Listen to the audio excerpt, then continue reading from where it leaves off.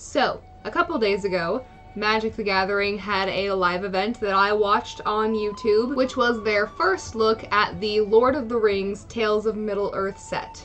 In this live, they revealed more art from the set, more cards, and a couple of very special cards that I will talk about in a moment. I am not going to go over every single card that was mentioned or revealed in this live, but you can watch the video of the live event, which is up on YouTube. It's the Magic the Gathering Lord of the Rings Tales of Middle-earth First Look live event. Now, I have a hard time with the title First Look because this isn't our first look into the Lord of the Rings card set. We haven't gotten a lot revealed before this, but we have gotten quite a few glimpses of the art before this point. So I guess this is kind of like the official first look at just the set, but technicalities, I'm just being weird.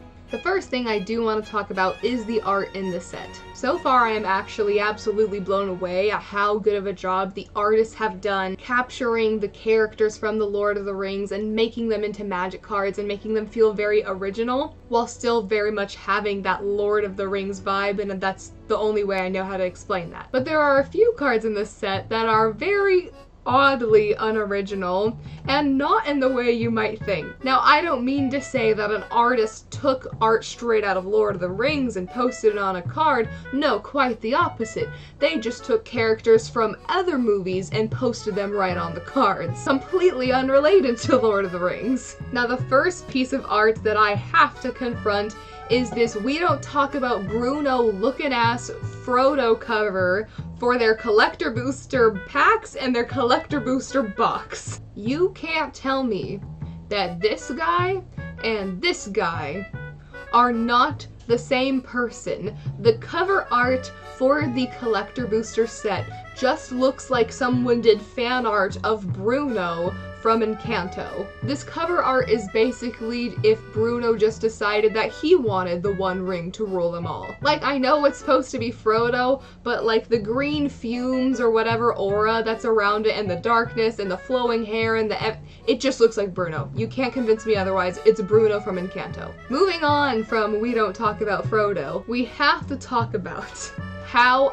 absolutely dirty they did Sauron in this set. You're gonna think I'm talking about something unrelated. Oh no, it's related, and I think you'll catch my drift here in a second. So you remember how the Justice League movie kind of sucked for a lot of reasons, but one of those reasons was that the main villain, Steppenwolf, looked stupid. In the Schneider cut of Justice League, they completely re-CGI'd Steppenwolf because he just looked dumb. Now, before I show you the Sauron the Lidless Eye Magic the Gathering card that was revealed in this live event, I'm going to first remind you of what Steppenwolf, the original Steppenwolf from the Justice League movie, looks like.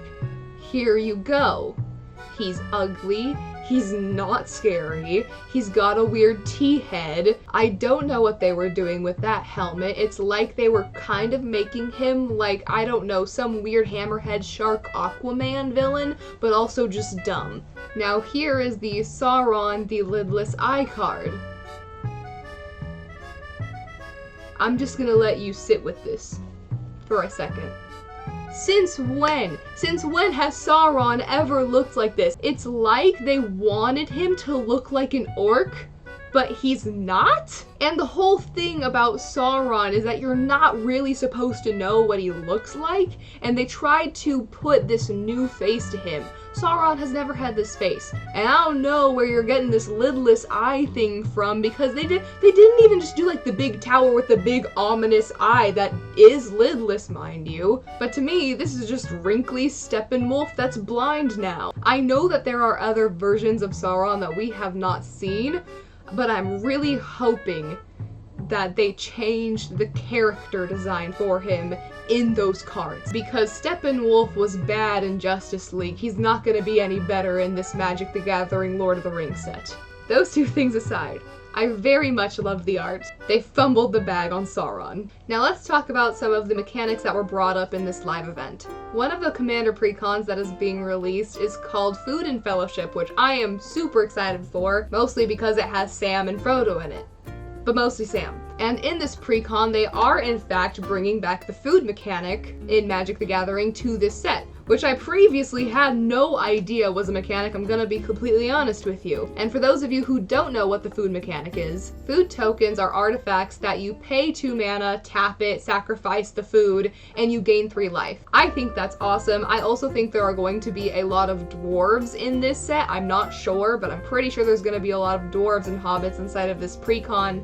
And we all know that dwarves and hobbits love their food, so I think that that's going to be awesome. One mechanic that they have not talked about how it works yet is the ring tempts you mechanic. So far, this seems like the only mechanic in these card sets that is very specific to this Lord of the Rings set, and we don't know what it does yet. They did say that they are going to go over it, I believe, in their next live event, which will be exciting, but I kind of have a feeling I know what it's going to be. So this Food and Fellowship pre-con is a white, black, green deck, because they wanted to highlight that yes, Sam and Frodo are in it, but there is a level of like darkness to Frodo because he has the ring and he's tempted by the ring and he's getting tainted and yada yada yada. And what we do know about the ring tempts you mechanic is that there are cards in the game, like Frodo and like Gollum, that when you have been tempted by the ring a certain amount of time, that card does a certain thing. So we know that when you've been tempted a certain number of times, you get whatever mechanic comes with those cards. But what does getting tempted by the ring look like? Well, in the Food and Fellowship pre-con, there is the food mechanic, which is a life gain mechanic,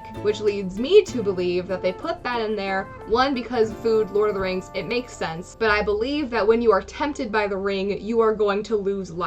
And to make up for the fact that you are losing life, you have the food mechanic to kind of equalize your life total out. And obviously by having the ring tempt you a certain number of times, you activate the mechanics on cards like Frodo or like Gollum. Now I just want to make sure everyone knows this is not official at all, that is just my theory on what I think the ring tempts you means based off of what deck it's in and how I think it would mesh into said deck.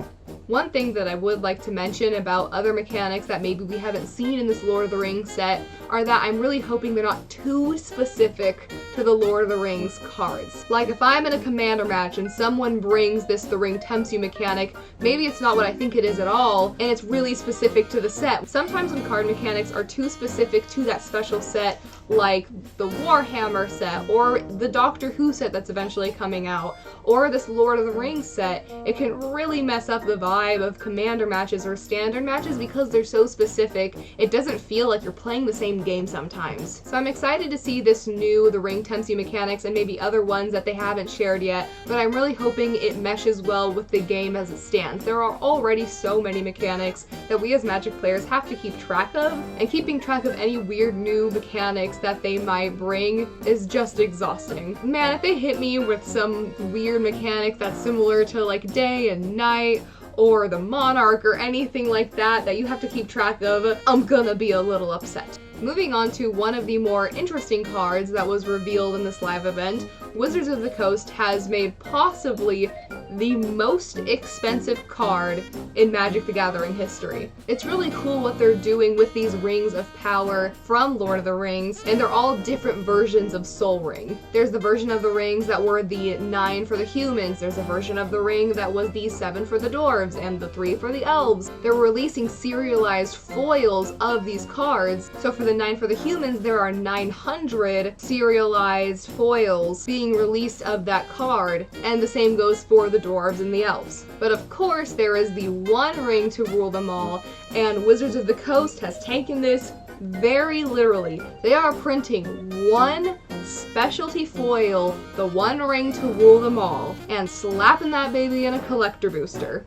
Please correct me if I'm wrong. I don't think Wizards of the Coast has ever just decided to print one version of one card before. And personally, I think that thing is going to be over, I don't know, like 30K? I wonder if there's anything that's gonna like happen if you get the one ring to rule them all. Do you get like a special meet and greet, or do you just get the card and obviously all the money that probably comes with that card if you decide to sell it to Post Malone? We do know that this card will only be available in the English versions of these collector booster packs. That doesn't mean that this card will only be available in America. This card could be anywhere in the world that sells the English versions of the collector booster pack. And I'm not gonna lie, I don't have a lot of money. If I'm pulling that card, I am selling it to Post Malone. And I do not feel sorry about that. All this talk of all these different cards and packs and sets has brought me to one point that I would like to make in this video that I will elaborate on actually in a future video, is Holy Products Batman. If I counted right, and I'm an engineering major, I hope I can count, there are 12 different products, if you include all 4 commanders as their own separate products, which I would, that are being sold in this Lord of the Rings set alone, which I am okay with because I feel like for me personally, the set is a big deal. I like that there's so much available, but honestly, it kind of feels a little messy. Now, I feel like this wouldn't be as big of a deal to me, or I wouldn't think illy of it if Wizards of the Coast wasn't already having so many products available in their other just mainstream Magic the Gathering sets. But that's as much as I'm going to elaborate on how many products are available in the set. The professor made a video recently about product fatigue, and I 100% agree with it, and will be releasing a video soon about my thoughts on product fatigue and product burnout as someone who's only been playing Magic the Gathering for a little over a year. I will also be releasing another video about the Lord of the Rings set and what exactly you can buy from this set and which specialty cards come with what once we get closer to the release date, to help those of you, including myself and a lot of other people, who are confused about which cards you can get from where, and will likely be titling the video "I did the work so you don't have to." Now, I want to hear what you guys have to say about this Lord of the Rings set. What are your thoughts? How do you feel about the art? What do you think about the mechanics and the characters so far? And what are some of your thoughts on the products that are available, and what do you think you're gonna buy? My fiance and I are literally starting to set aside money specifically to pre-order a bunch of these cards, mostly because we're obsessed with Magic and we are really obsessed with Lord of the Rings. We have been waiting for this for a long time. I can't wait to see what you guys say in the comments. If you enjoyed this video, I would appreciate a like and subscribe if you want more Magic content. And for those of you who also enjoy cozy but chaotic gaming, please come say hi to me on my Twitch channel. And I'll see you guys in my next video.